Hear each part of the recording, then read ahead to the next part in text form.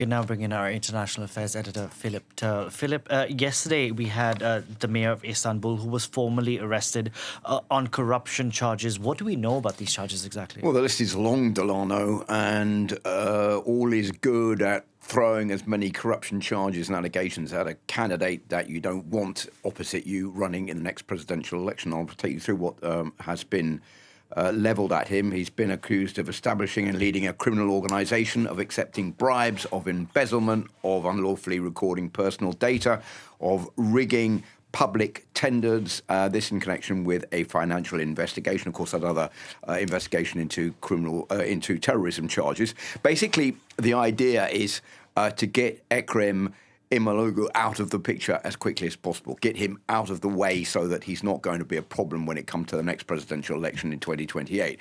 He's been, as many have said, Erdogan's worst nightmare over the last 5 years since becoming the mayor of Istanbul. Remember, that election then was re-held on charges of the fact it was rigged, and he won an even bigger mandate there, and his party, the CHP, has gone on to take cities and towns right the way around Turkey. And so for Recep Tayyip Erdogan, this is a way of getting his main rival out of the way so that he can run again and be sure of staying president in the next elections in 2028. On top of that, there are 27 municipal mayors in Greater Istanbul, members of the CHP party, who've also been placed under arrest. So this is not just on the mayor of Istanbul, but it's sort of a more widespread sweep against Turkey's main opposition party.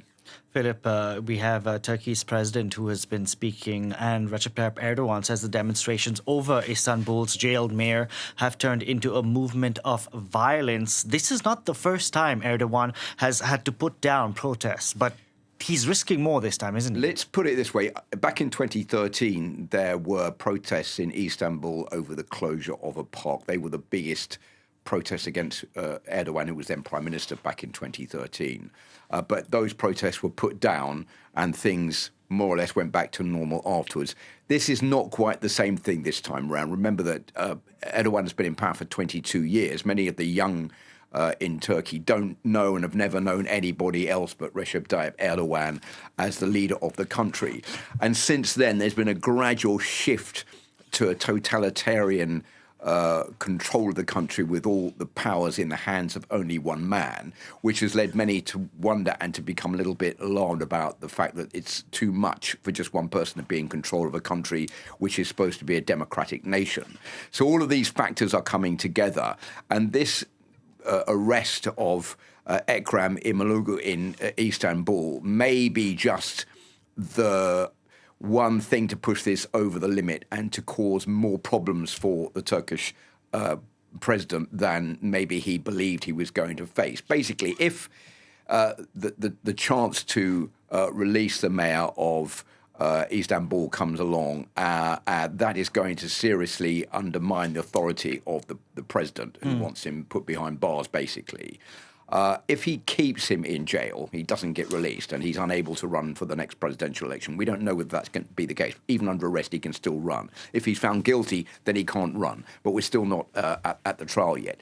If he remains in jail, he's going to make the mayor into a hero and an even greater character of resilience than he is maybe already right now. And that's going to be another big problem for the Turkish president. So he may have made a miscalculation by ordering this arrest. It remains now to be seen how all this is going to play out in the long run. Indeed. Thank you very much for that, Philip. Philip Turl there.